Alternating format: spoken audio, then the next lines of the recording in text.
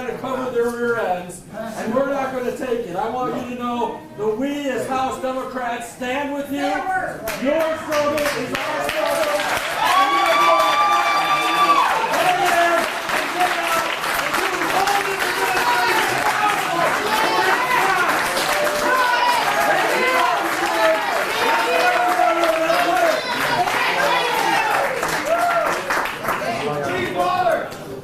Hey, hold on. Also, I want to acknowledge Representative Phil Phelps. Hey, Phil's fighting with us in the hand. On the battlefield with us. Claire McClinton, Irish Green, all at once. All you real warriors out here, we're going to need you to stand with us, fight with us, and win this. Yeah! We'll see you guys on the floor. All right, let's do it. All right.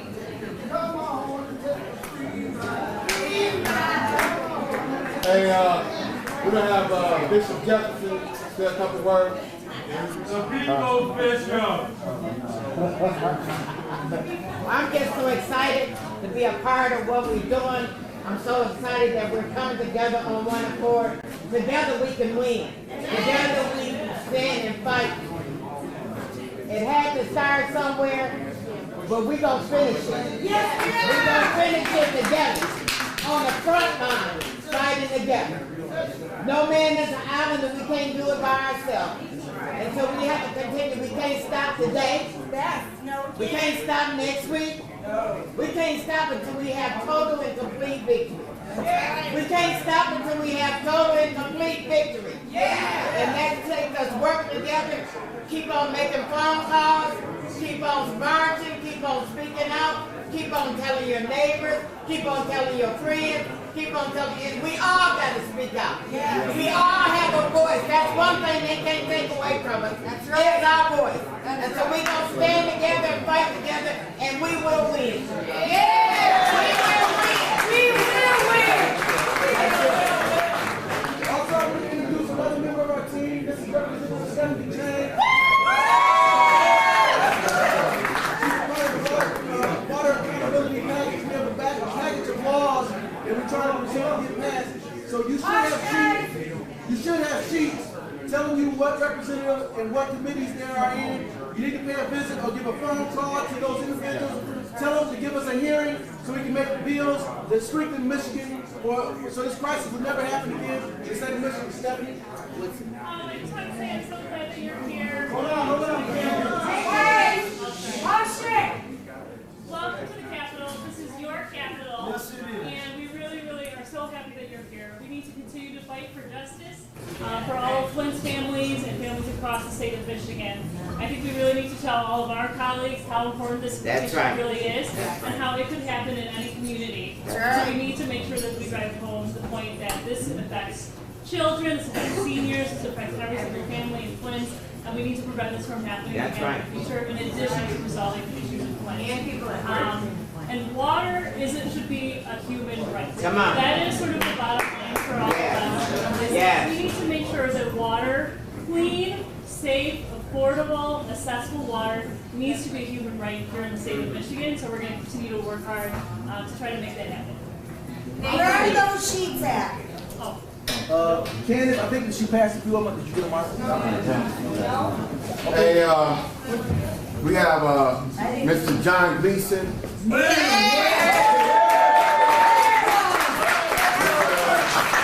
Mr. Gleason helped us out tremendously. He donated a bus. County clerk.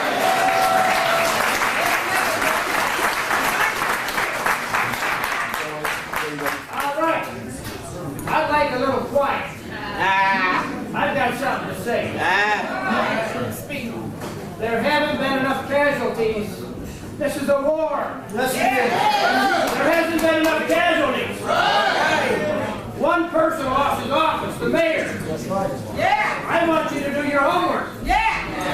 I want you to find out who was on the city council. I want you to find out who sat on the county board of commissioners. And I want you to find out who was responsible for this going so long before somebody that represents you said a word. Warriors! Warriors! Listen, guys. None of us not one of us can tell what's going to happen in 15 years from now. But there were an awful lot of people that ran for office that said, I will represent you. Yeah. Flint never before needed representation the way they needed it the last 2 years. During the civil rights struggle, nobody was poisoned. So what's During the civil rights time, babies didn't have their lives compromised. We need to hold the elected body responsible for what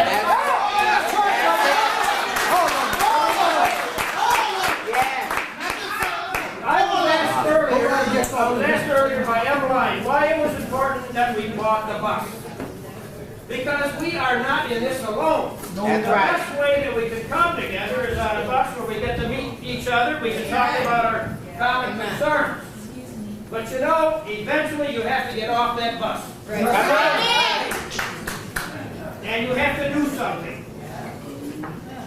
This cannot succeed if we come to Lansing in January 2016 and don't show up in August. This is part of the concurrent effort. We have to take care of the water, but we have to take care of the politics. Yes. We got in trouble because of politics. That's right. That's right. Teach it out. I'm going to leave you with this. One of the greatest leaders of my faith, and maybe some of yours, you got to remember Moses' greatness came from the water. Somebody put him in the water. Moses rose up from the water. Yeah. And he led the people. All right. We need you as individuals to rise up above the water and be leaders in your community. Rise up. This is your house. The good representative said it right. This is your house.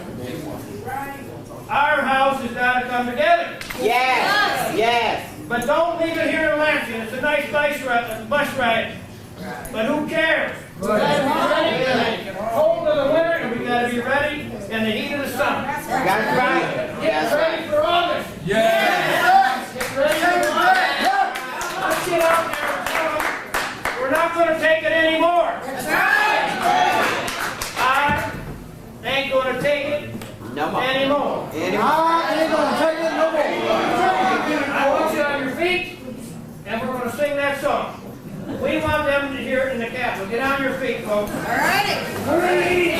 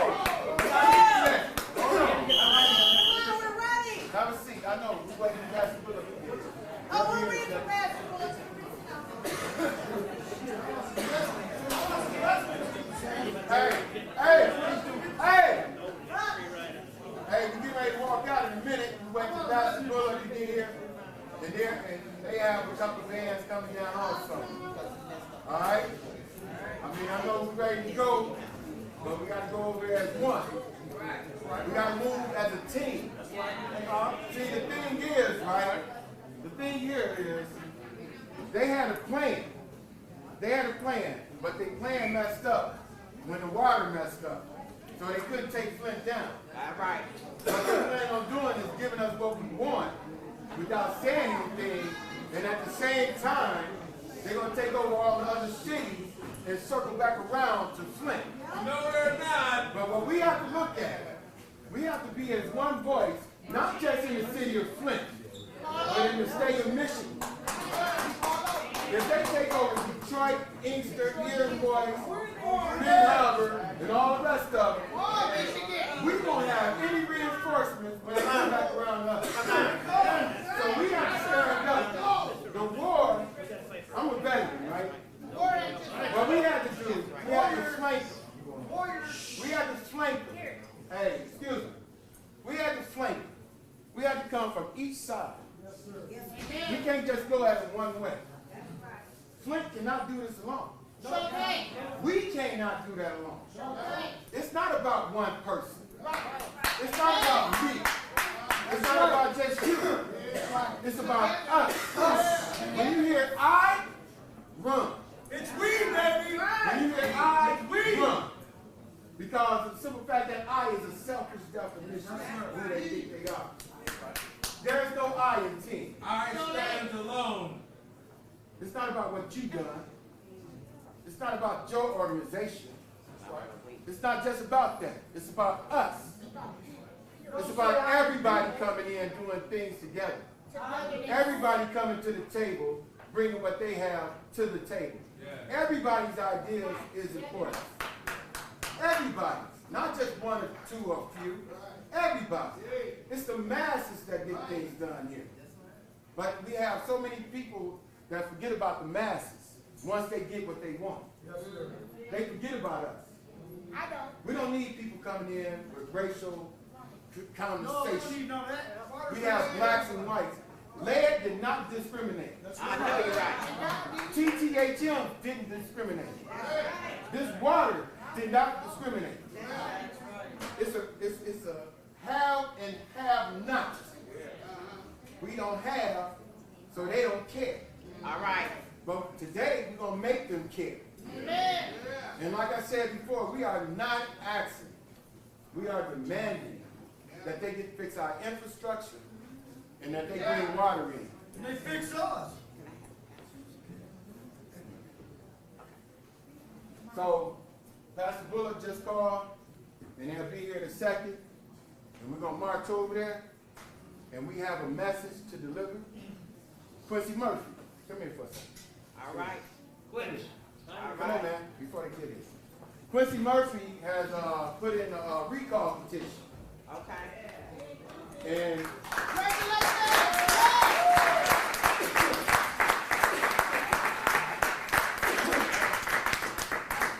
And I want Quincy Murphy to give him 2 minutes to tell you all about his recall petition. Good morning, everybody. Good morning.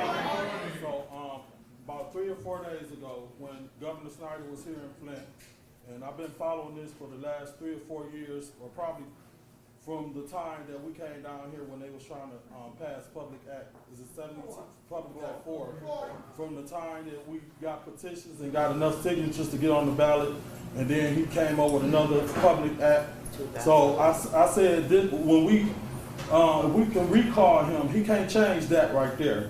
So I filed, something just was on my spirit to go on, because I'm rallied out really. I'm here to support in solidarity, but I've been to rallies over the years from the Million Man March in 1995. So I've been marching for a long time. All right. I am on the executive board for the NAACP, and I just felt a need that we need to go and do more.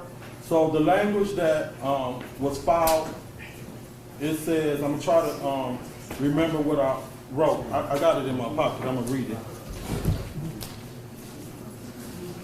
Hey, thanks, Murphy. Thanks, Murphy. I'm serious. The language says, failing to protect the health and safety of the citizens of Flint, which has resulted in a state of emergency for Genesee County due to toxic lead levels in the drinking water. The reason why I stuck with that language is because I looked at the other language that was filed, and they said that was in his first term. So we know that people has been exposed to lead. We know that a state takeover, a state of emergency has been announced through the county and through the city of Flint and by the governor. We know that our water is not good. So I wanted to state specifically in some language that they couldn't throw out because that was in his last term. So all the stuff that he's doing now is like a day late, dollar short. So what we need to do, we got to get, we got 90 days to come up with at least 810,000 signatures. But we gonna shoot for 900,000, just in case some get thrown out. We gonna need at least 400 dedicated, committed people to go out throughout the whole state of Michigan to go and collect signatures. You have to be a registered voter, and they have to be a registered voter, and y'all have to live in the state of Michigan. Since I filed this recall language, I have been getting a lot of people outside of Michigan that want to support this cause. So what I've been doing is gathering a list of people that want to support on the outside that do not live in Michigan. And I'm also getting a list of everybody that's locally in the state of Michigan that want to help with the canvassing or doing other things. We know everybody can't get out there and do that. We projected that this language will be approved. We go before the Board of Canvassing on January 29th at 10 o'clock a.m. I don't know for sure. I don't know if somebody can clarify if people can come in when they approve the language, but if they can, I would love for everybody to pack the room. What I do need is data. They also told me that I can bring data on approval of that there is lead in the water, resolutions from the council declaring the county, Dr. Mona, the ACLU, Virginia Tech, all of that data right there, I will be able to present on that day, the day before, and on that day, to give them reasons why the governor is responsible for this state of emergency in the city of Flint and Genesee County. And the reason why it's Genesee County, because it had to be, Genesee County commissioners had to approve the state of emergency too. It just couldn't be by the state of Michigan. Thank you. Thank you. On January 19th is the state address. And the Nurses Association has a bus for us to ride down here and give Governor Snyder a piece of our mind also. All right? We're going to show up in force. We're going to show up in force for that. And I'm going to allow John from the Nurses Association to say.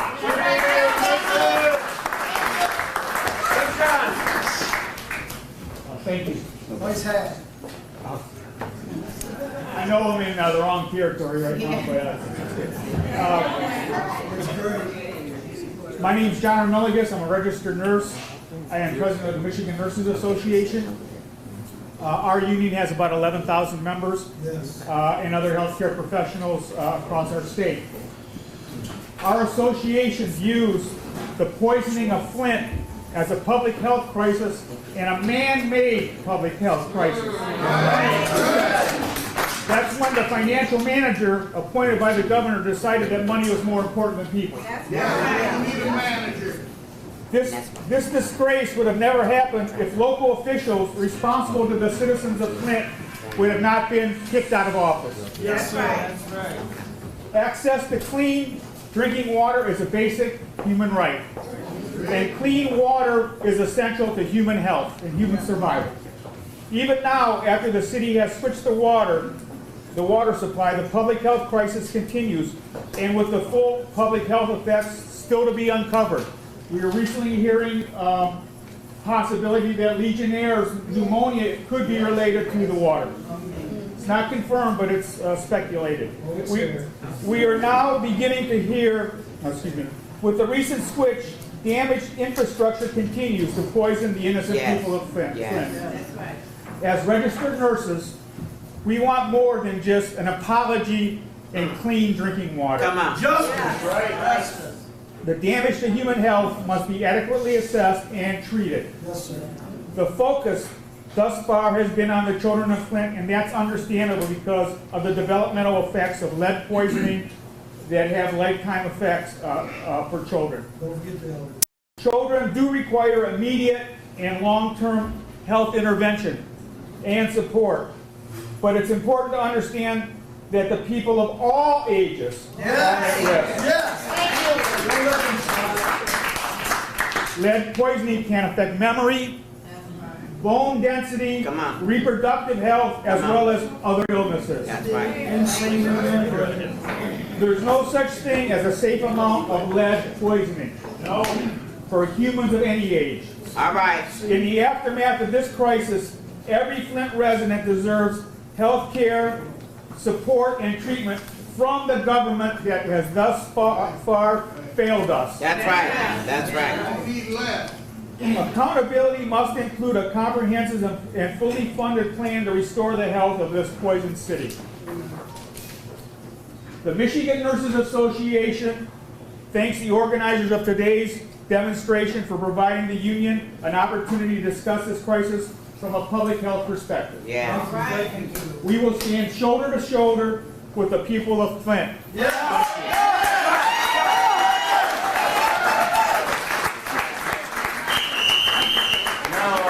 We have an attorney, Mr. Patrick Rose here, that's going to speak to you about some of the things that he's doing as far as filing lawsuits and everything. Listen up, he's intelligent, you gotta listen to what he's saying. I'm not here as a spokesman for anyone, and if somebody could be here to tell you what I'm going to tell you, it would be Val Washington in Flint, who has a lawsuit to try to get a refund of the rates that were raised in Flint. And that lawsuit was just dismissed, and it was dismissed on the ground that there's the portion of the lawsuit that relates to the emergency manager was dismissed. Sure was. The city of Flint, with your money, is asking for governmental immunity for raising the rates. And the position that was taken in that case is that the emergency manager did not have to follow the ordinance and did not have to follow the charter and was not bound by local law. Now, what's wrong with that position?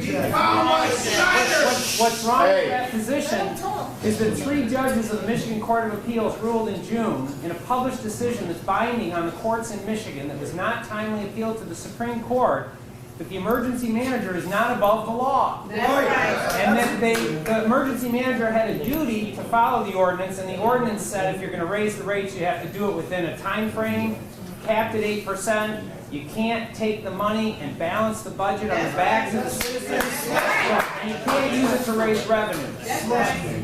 Now, we're back in court because the emergency manager has a fancy, big, Michigan's largest law firm, Miller Canfield, where I used to work, and they're representing the city, and they're trying to relitigate the question of whether the emergency manager is above the law. Okay. Okay? So this points to our deeper problem, and I don't want it to be missed. That's right. I think the real question we have right now with Flint Water is, are we still a democracy? Let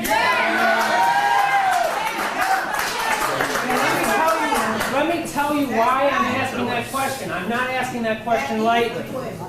I'm asking that question because in Michigan, and not in any other state, That's right. we've given through our state legislature the power to the governor to appoint one single person. And what does that person do? That person gets to decide what the city council would decide. They have all the legislative powers. That's right. They get to decide what the mayor would decide, which is what budget to propose, That's right. and what to tell the department heads. That's right. They get to decide how much money to seek to make the water safe and what steps to take and whether to switch to Flint River water. And they get to make that decision regardless of what the council says, regardless of what the mayor says. And nobody at the city has a right to be at the table. Now, why else do I say we don't have a democracy under emergency management? I say it because the Michigan voters looked at this law. They kicked the tire, they looked around, they gave it a test drive, they thought about it, they'd seen it, and they said, okay, well, what do we have here? We have a person who's inside of the governor's office. What is unique about the governor's office? Only 2 states in the country say that the governor's office is exempt from FOIA. That's the Freedom of Information Act. What that means is, You can't ask him. that means you can't see the documents that the emergency manager is reading to make the decisions. And when you ask for the documents, you have to show that the Treasury, or the Department of Health and Humans, the Community Health Department, or the DEQ, or some other state agency was on the other side. So you can't see the documents, they're not subject to the Open Meetings Act, and when you ask to see the documents in a court case, they say it's under executive privilege. So Michigan voters said, with one voice in every county, by a majority, no to that law. That's right. And the statewide vote was 54%. What happened next? They gave it. They did it anyway. So what I would say to you is, that this water crisis has let everyone know that this law can't work. And what are your demands? Your demands are, one, no immunity for the manager. That's right. That's right. The Republican Peter Lucido introduced a bill yesterday or the day before to take away the almost absolute immunity in the statute. That immunity is not constitutional, it's not legal, but it's also not democratic and it's not American, because not only do we give one person the control, but then we say that whatever harm they do, they will never have to pay. So you asked to see the contract, because the contract that those emergency managers sign, which they don't want to show you, says that they agreed to follow the law, and how dare their lawyers go into court and say they're not bound by it. And the final sin of it is, the law says they get to send the legal bills to the citizens of Flint. And the law says that you have to pay them. So not only do you have to pay them to run your city with no say in how they're accountable, you can't even ask them what they looked at. You can't see what they talked about. You then have to defend them when they harm you and pay for their defense. And I think that if you change that law, you've gotten a long ways down. And so when your city council asked to issue subpoenas and put people under oath, this piece of paper was pulled out on the last day of emergency management, signed by the last emergency manager, giving all the powers of the mayor to Natasha Henderson. The governor said, we have to revisit that, but there's been no revisiting. So make no mistake about it. The election was important, but it didn't give the mayor the power to even run the city or ask questions or demand anything, and it didn't give the power to the city council to put people under oath and find out what was done. That means we have a crisis in democracy, and there's only one way to fix it. And the citizens of Flint already fixed it, and they voted to abolish the law. And then a representative assembly passed a law that gave you this water crisis. So you have to ask them to change that law.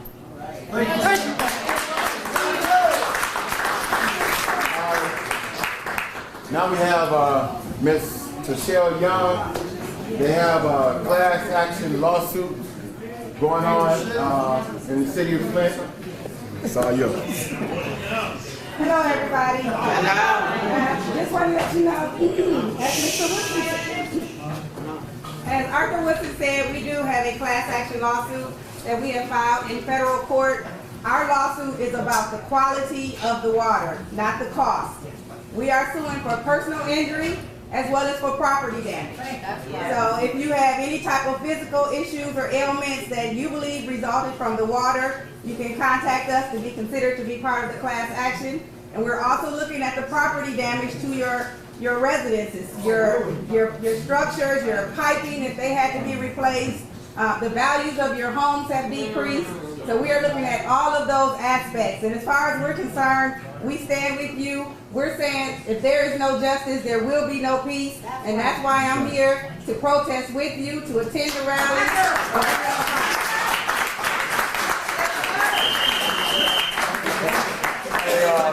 Is there Herb Sanders here? Herb Sanders, Mr. Sanders. He's another attorney in the city of Flint. Oh no, my fault. Good morning. Good morning. My name is Herb Sanders. Many of you know me, some of you don't. I'll give you some of my background just to refresh your recollection. I was the campaign manager to repeal PA4.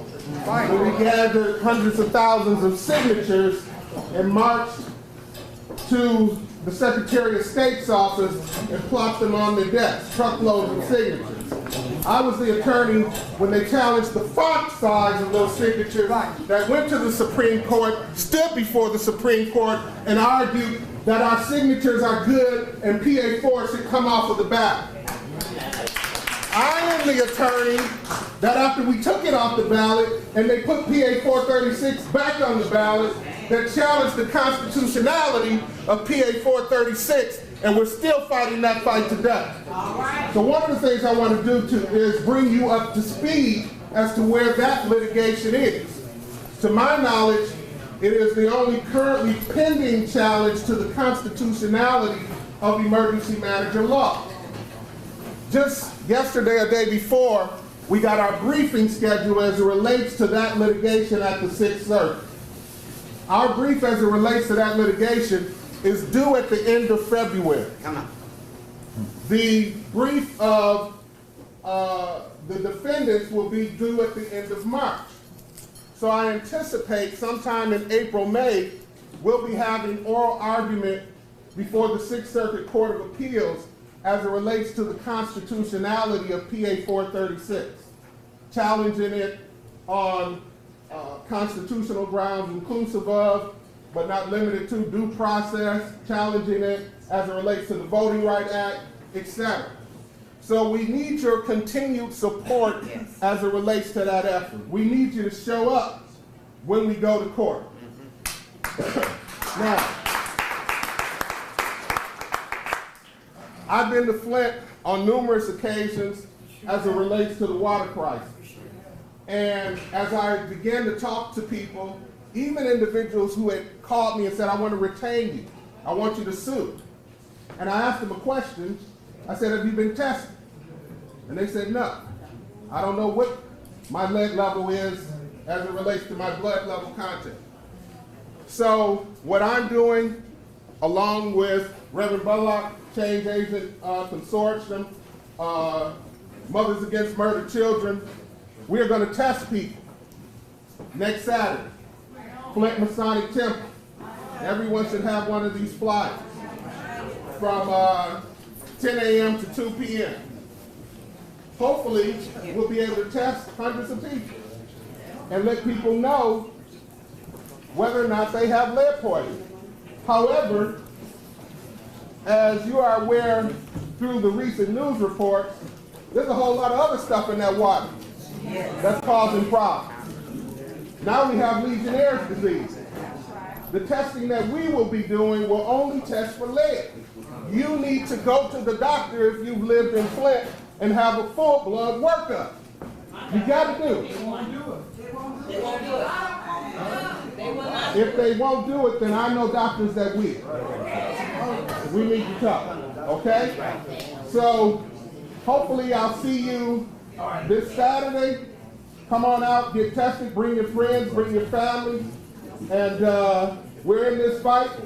We've seen the lightning flashing, we've heard the thunder roll, we've seen the sin breakers dashing to conquer our souls. Oh, yeah. But we've heard the voice of Jesus, saying still to fight on. He promised never to leave, never to leave us alone.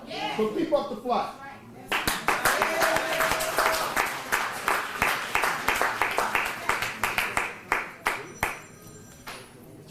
All right, we came here to demonstrate. We ready to demonstrate? Yeah. Ready to demonstrate? Yeah.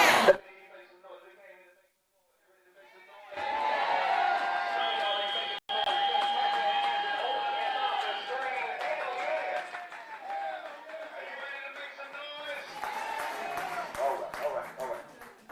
So, I want to thank everybody on the front end, because we may not have a chance to say thank you on the back end. We are here to make a statement, one of many, that we are not satisfied with what's going on in Flint. We're not satisfied with emergency management. Governor Rick Snyder has got to go. I said Governor Rick Snyder has got to go. Let me give a few instructions. Part of our strategy, we have an indoor-outdoor strategy. Indoor-outdoor. It is wintertime. I know some of us are super activists. We don't care how cold it is. But we have an indoor, somebody say indoor, outdoor strategy. The first phase of our strategy will be indoor. All right. We are headed now to the state capitol. All right. We're going inside. Let me repeat it. We're going inside the state capitol. Somebody say not the steps, not the grass, not the sidewalk, inside the belly of the beast.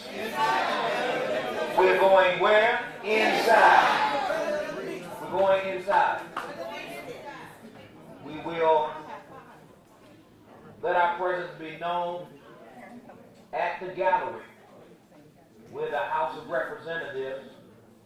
House is meeting right now. The State House is meeting right now. We're going to allow presence to be felt at the gallery, and then we will rally in the rotunda. In the rotunda. I thought somebody was clapping. I thought somebody else was clapping. All right. Now, a couple of instructions. Number one, we cannot take the signs inside the state capitol. Okay? We can take our voices. We can take our slogans. We can take our message. We can take our chanting and our rally. You cannot take our signs. So I want us to collect the signs so that we can have the signs available as soon as we leave the building. All right? So we can have the signs, just pass the signs. Let's collect the signs. We can put them right here on this table in the front. Okay? So when we go into the Capitol building, let's start doing that now. As we go into the Capitol building, no signs. Also, we want to line up 2 by 2 and leave the building in a 2 by 2 file line, starting at the door. If Brother Arthur Woodson go to the front.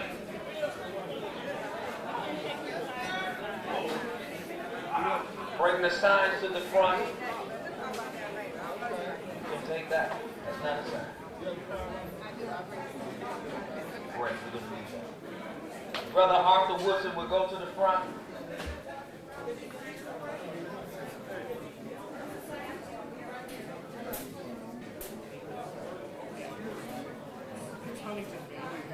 Hey, everybody that was on the bus, hey, excuse me. Everybody that was on the bus is going to stay one extra hour, okay? So, we're going to stay an extra hour, all right?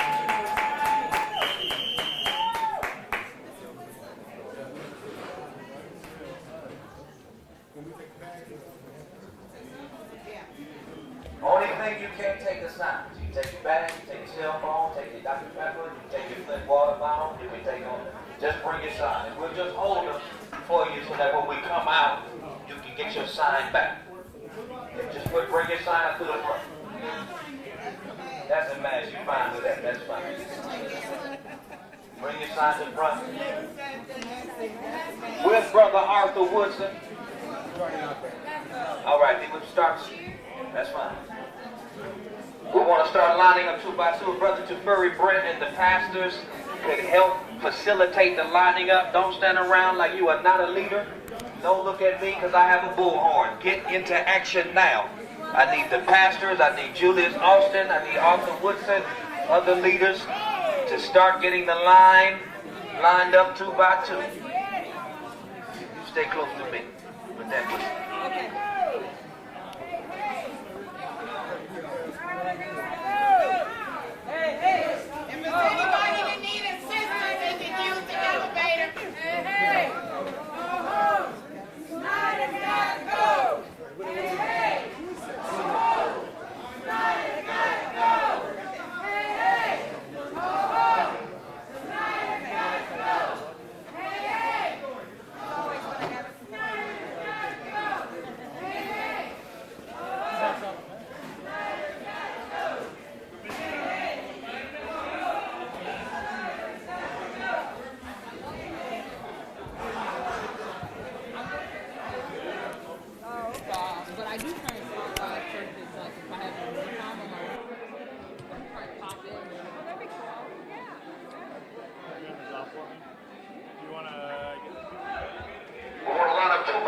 Let's get that line going.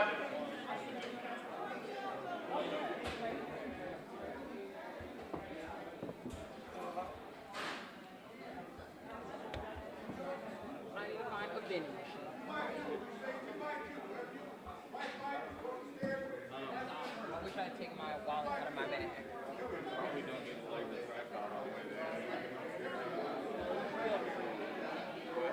Yeah, you should go free under yours.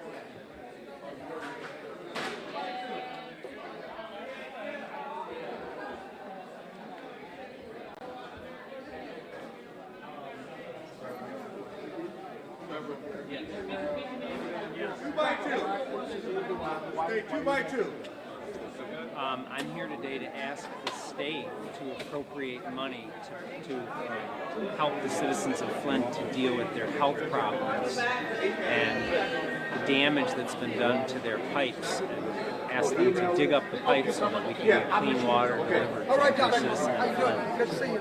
I testified at the Genesee County board to say that Governor John Kasich in Ohio asked within 48 hours that the citizens of Toledo have toxic algae that was going to cause terrible health problems to every citizen in Toledo.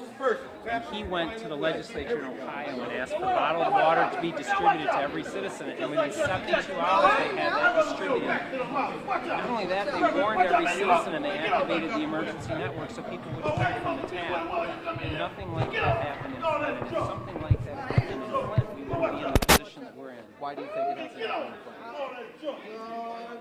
2 by 2. I think the people asked questions and they were not able to get answers. And the reason they weren't able to get answers is